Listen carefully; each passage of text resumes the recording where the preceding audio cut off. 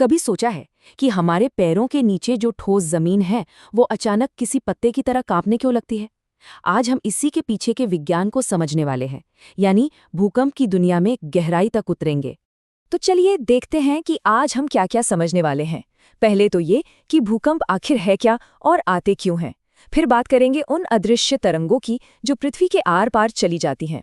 इसके बाद देखेंगे कि इनकी तबाही को कैसे नापा जाता है, और आखिर में सबसे ज़रूरी बात, हम इनसे बचने के लिए क्या कर सकते हैं। तो चलिए शुरू करते हैं सबसे बुनियादी सवाल से। आखिर ये भूकंप होता क्या है और इसे चलाती कौन सी ताकत है? देखिए, ज़मीन का यूं अचानक से कांप जाना हमेशा से ही इंसानों के लिए एक बहुत बड़ा रहस्य रहा है। लेकिन अब विज्ञान हमें बताता है कि ये कोई जादू या रहस्य नहीं, बल्कि हमारी पृथ्वी के अंदर चल रही प्रक्रियाओं का ही एक नतीजा है। इसे एक बहुत ही आसान उदाहरण से समझते हैं। मान लीजिए आप एक सूखी लकड़ी की टहनी को दोनों हाथों से मोड़ रहे हैं। आप मोड़ते जाते हैं और फिर अचानक वो कट की आवाज के साथ टूट जाती है। टूटने पर जो ऊर्जा महसूस होती है ना, बस वही भूकंप है। पृथ्वी की चट्टानों में तनाव जमा होता है और जब वो अचानक टूटता है तो वही ऊर्जा कंपन के रूप में सतह पर महसूस होती है। अब यहाँ दो शब्द समझना बहुत जरूरी है। भूकंप की शुरुआत जमीन के अंदर जिस जगह से होती है उसे फोकस कहते हैं। ये असली क्राइम सीन है, समझ लीजिए। और ठीक उसी के ऊपर जमीन की सतह पर जो जगह होती है उसे अभिकेंद्र या एपीसेंटर कहते हैं। सबसे ज्यादा तबाही और सबसे तेज झटके यहीं महसूस होते हैं। तो सवाल ये है कि चट्टानों में इतना तनाव आता कहाँ से है? इसका जवाब है टेक्टोनिक प्लेट्स की लगातार होने वाली हलचल। हमारी पृथ्वी की जो ऊपरी परत है वो पजल के टुकड़ों की तरह कई विशाल प्लेटों से बनी हैं।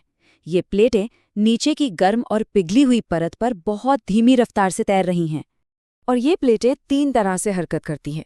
जब दो प्लेटें आमने सामने टकराती हैं तो हिमालय जैसे विशाल पहाड़ बन जाते हैं और बहुत भयंकर भूकंप आते हैं।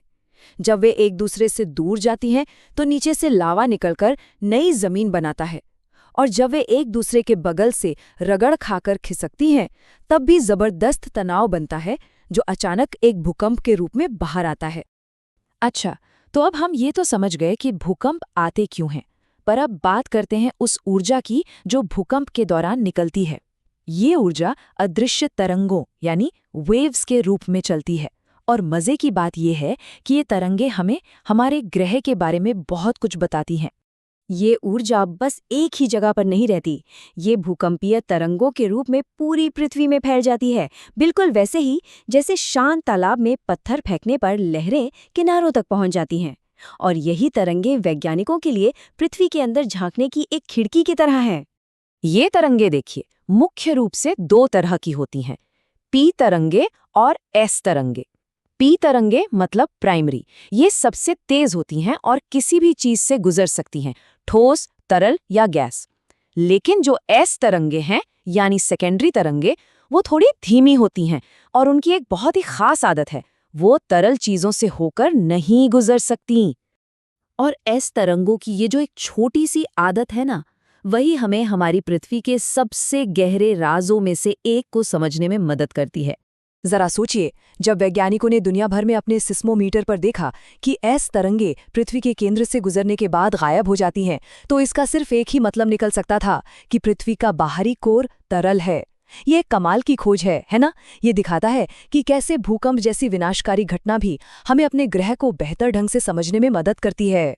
इन पी और एस तरंगों के अलावा सतही तरंगे भी होती हैं, जो सिर्फ जमीन की सतह पर चलती हैं।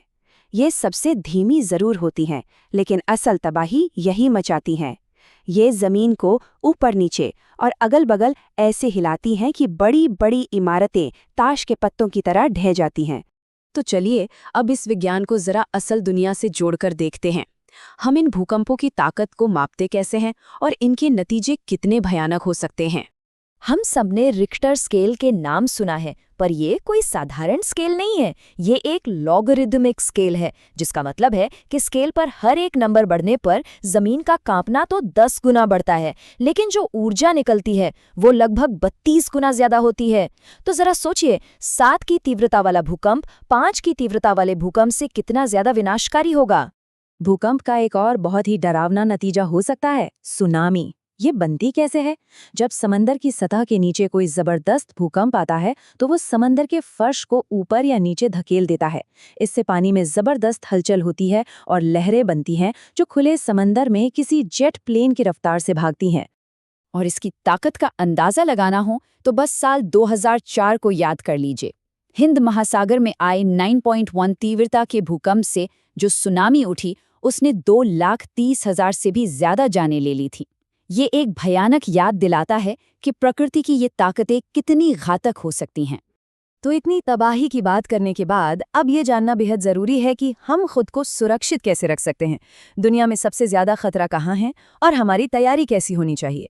दुनिया के लगभग 80% भूकंप एक खास इलाके में आते हैं जिसे रिंग ऑफ फायर कहते हैं। ये प्रशांत महासागर के चारों ओर का इलाका है। ऐसा इसलिए है क्योंकि यहीं पर दुनिया की सबसे बड़ी टेक्टोनिक प्लेट्स आपस में मिलती हैं, टकराती हैं और एक दूसरे के नीचे खिसकती हैं। अगर भारत की बात करें तो यहाँ भी खतरे के जोन्स बने हुए हैं। हिमालय का पूरा इलाका जोन 5 में आता है, यानी सबसे ज्यादा खतरे वाला। ऐसा इसलिए है क्योंकि भारतीय प्लेट लगातार यूरेशियन प्लेट के नीचे घुस रही है और इसी वजह से दिल्ली जैसा शहर भी जोन 4 यानी हाई रिस्क जोन में आता है। तो सबसे जरूरी सवाल, अगर भूकंप आ जाए तो क्या करें? 3 बहुत ही आसान से नियम हैं जो जान बचा सकते हैं। झुको, छिपो और कसकर पकड़ो। जैसे ही झटके महसूस हों, जमीन पर झुक जाएं, किसी मजबूत टेबल या डेस्क के नीचे छिप जाएं और उसे तब तक कस के पकड़े रहें जब तक झटके रुक ना जाएं। आज हमारे पास इतनी तकनीक है, हम भूकंप के क्यों और कैसे को बहुत अच्छे से समझते हैं, लेकिन वो एक सवाल आज भी एक पहेली है, कब और कहाँ? किसी भूकंप की ठीक भविष्यवाणी करना आज भी हमारी पहुंच से बाहर है और शायद यही विज्ञान की अगली सबसे बड़ी चुनौती है। क्या हम कभी इस पहेली को सुलझा पाएंगे? ये एक ऐसा सवाल है जिसका जवाब भविष्य ही देगा।